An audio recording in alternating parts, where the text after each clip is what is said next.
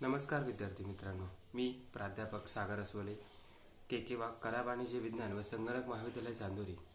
आज आपण बघणार आहोत प्रथम वर्ष वाणिज्य वर्गासाठीचा बँकिंग हा विषय. बँकिंग या विषयाबद्दल आपल्याला CBCS पॅटर्नमध्ये प्रथम सेमिस्टरसाठी 4 टॉपिक दिलेले आहे.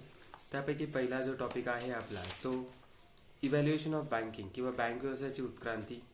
त्यानंतर दुसरा जो काय आहे आपला तो फंक्शन्स ऑफ बँक किंवा बँक व्यवसायाची कार्य. तिसरा जो आहे की procedure of opening and closing of account किंवा आपल्याला अकाउंट ओपनिंग करतानाची प्रक्रिया कशी असते ते बघायचे. आणि चौथा जो प्रकार आहे मेथड्स ऑफ रेमिटन्स किंवा पैसे पाठवण्याच्या पद्धती. तर आपण फर्स्ट चॅप्टरकडे वळणार आहोत की इव्हॅल्युएशन ऑफ बँकिंग किंवा बँक व्यवसायाची उत्क्रांती. यामध्ये आपल्याला महत्त्वाच्या गोष्टींचा अभ्यास करत असताना आपल्याला बँक म्हणजे काय हे अगोदर बघावं लागेल. त्यानंतर बँक व्यवसायाची उत्पत्ती कशी झाली, युरोपातील बँक व्यवसायाची उत्क्रांती कशी होती, अमेरिकेतील बँक व्यवसायाची उत्क्रांती कशी होती, आशियातील बँक व्यवसायाची उत्क्रांती कशी होती.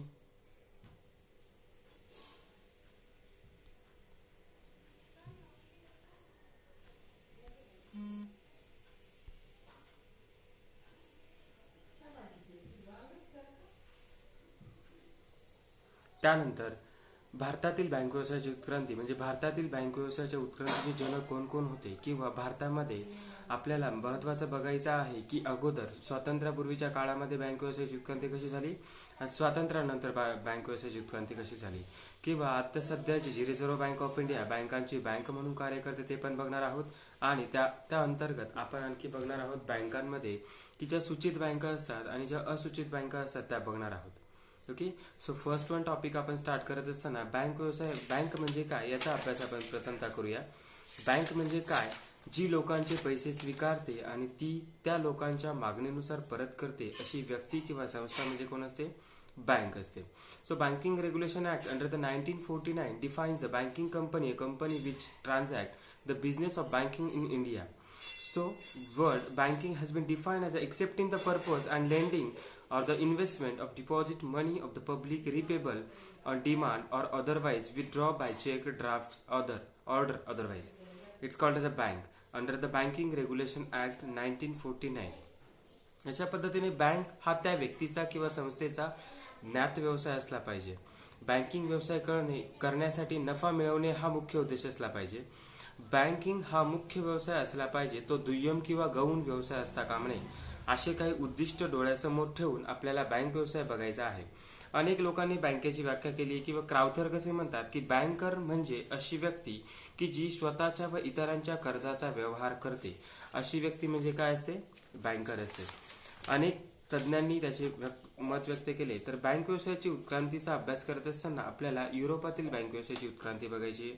बँक, बँको किंवा बँकर्स या इटालियन शब्दापासून बँक हा शब्द रूट झाला असावा असं इटालियन लोक म्हणतात. मॉन्टे या शब्दापासून पण बँक हा शब्द विकसित झाला.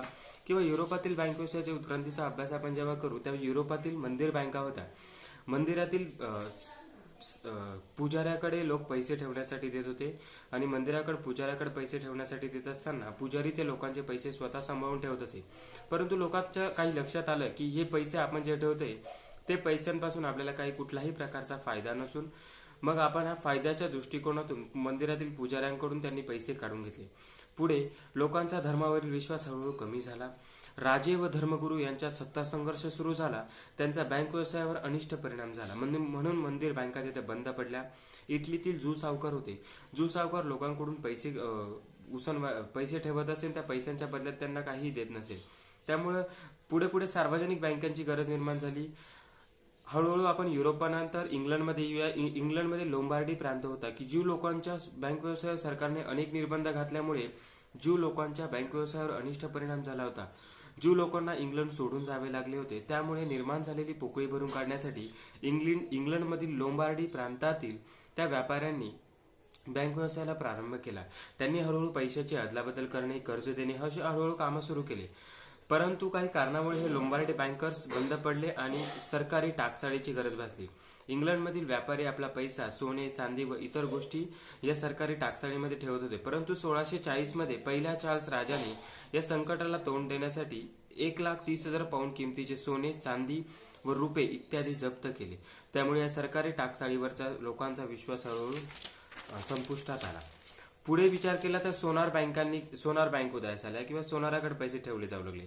सोनार बँक ठेवी स्वीकारणे, कर्ज देणे, चलननिर्मिती करणे आणि पतनिर्मिती अशा हळूहळू कार्यांचा विकास होत गेला आणि सोनार बँकर्सचा सुद्धा तिथे स्टॉप झाला. पुढे बँक ऑफ इंग्लंडची स्थापना झाली. 1694 मध्ये विल्यम पॅटरसन आणि टॅनेज ऍक्ट अस्तित्वात आणला. बँक ऑफ इंग्लंडची स्थापना झाली. नंतर हळूहळू संयुक्त भांडवली बँकांची स्थापना किंवा कंपन्यांची स्थापना झाली आणि बँक व्यवसायाचा विकास झाला. अमेरिकेतील बँक व्यवसायाचा विकास असाच झाला. अमेरिकेतील वसाहती करून राहणाऱ्या लोकांनी पैशाची गरज भागवण्यासाठी पहिली लँड बँक 1686 साली स्थापन केली. दुसरी लँड बँक 1741 साली स्थापन झाली. अशा हळूहळू बँकांचा विकास होत गेला. नंतर आपल्याला वळताना आपण आशिया खंडातील बँक व्यवसायाच्या उत्क्रांतीकडे वळत असताना आपल्याला भारतातील बँक व्यवसायाचे जनक, तर भारतातील बँक व्यवसायाच्या जनकाचा अभ्यास करत असताना सावकार किंवा सराफी फेडीवाले, जे सावकार लोकांकडील पैसा घेऊन ते पैसा उसनवारीवर देऊन त्यातून लोकांना पैसा स्वतःकडे ठेवून लोकांना कर्जाऊ पैसे देत असेल. परंतु ही सावकारकी पद्धत मोडण्यासाठी हळूहळू आजच्या तंत्रज्ञानाच्या युगात बँकांचा खूप मोठ्या प्रमाणात विकास झालाय. आज आपण बघतो भारतातील सर्वात मोठी बँक जर विचार केला तर स्टेट बँक ऑफ इंडिया आहे. बँकांची बँक म्हणून विचार केला तर रिझर्व्ह बँक ऑफ इंडिया ही बँकांची बँक म्हणून खूप मोठं कार्य करते.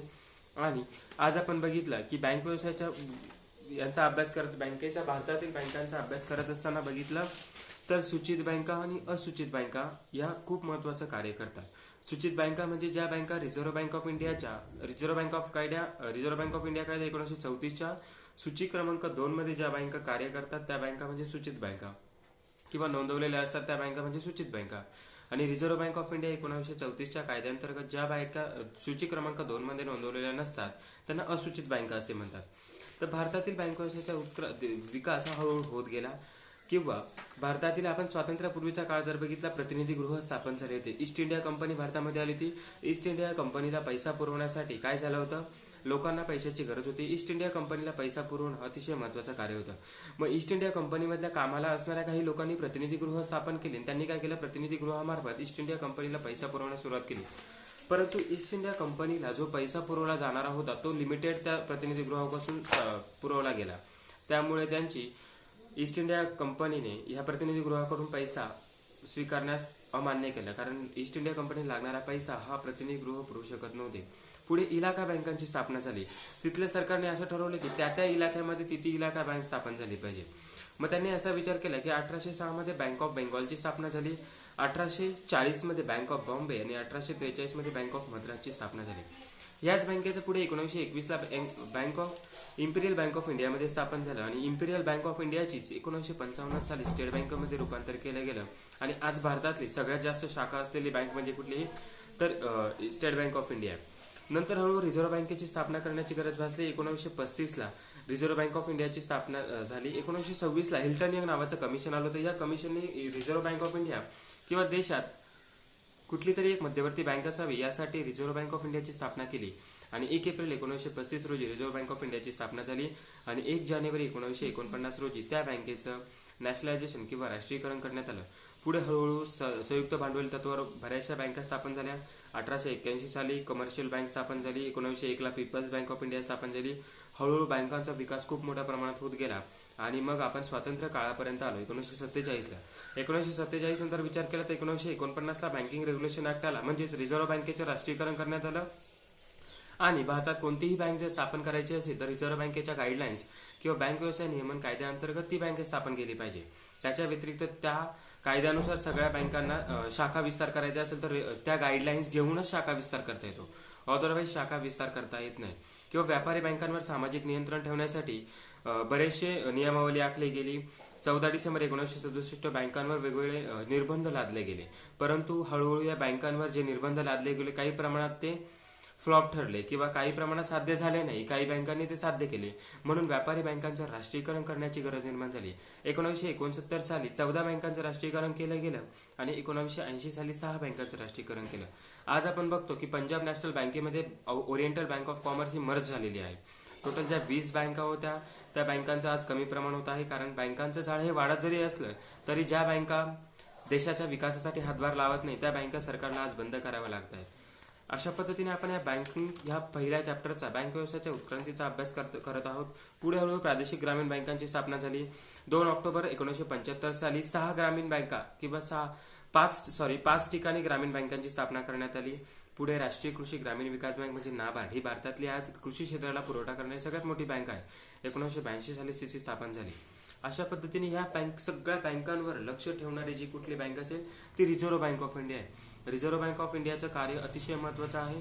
रिझर्व्ह बँक ऑफ इंडिया या बँकांना गाईडलाईन्स देते. कुठल्याही बँकेचे शाखा विस्तार करायचा असेल तर तो बँकिंग रेग्युलेशन ऍक्ट 1949च्या अंतर्गत होतो. एखादी बँक जर नियमांचं उल्लंघन करत असेल तर 1949च्या कायद्यानुसार त्या बँकेला पनिशमेंट दिली जाते किंवा जो काय असतो तो फाईन पण भरावा लागतो. अशा पद्धतीने आपण प्रथम चॅप्टरचा किंवा फर्स्ट चॅप्टरचा इव्हॅल्युएशन ऑफ बँकिंग किंवा बँक व्यवसायाच्या उत्क्रांतीचा अभ्यास केलेला आहे. धन्यवाद.